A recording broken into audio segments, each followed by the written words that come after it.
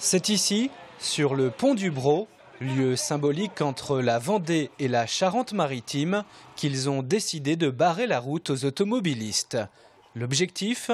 Interpeller une fois de plus les pouvoirs publics sur la disparition de leur production. On prend les gens en otage, c'est bien dommage, pour pouvoir avoir quelque chose. Donc on va rester ici sur le pont jusqu'à temps qu'on ait des résultats écrits. Monsieur Cuvillier, secrétaire d'État, ancien secrétaire d'État au transport, nous avait promis dans son bureau 10 millions d'euros complémentaires.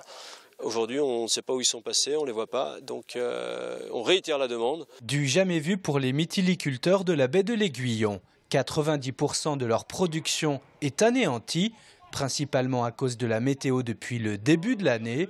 Les professionnels pointent aussi du doigt une bactérie, mais pas seulement. On a aussi les stations d'épuration, et puis on a aussi l'agriculture intensive, et puis on a aussi l'industrie, et puis on a aussi le dragage des ports, la boue, la remise en sédiment, la pollution d'origine humaine. Donc on a tout ça.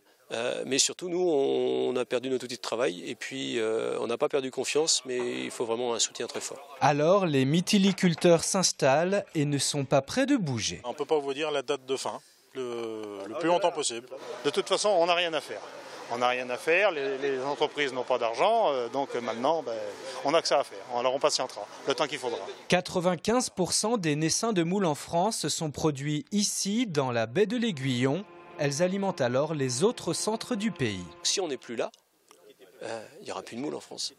La survie de leur production est donc vitale si l'on veut continuer à consommer des moules françaises.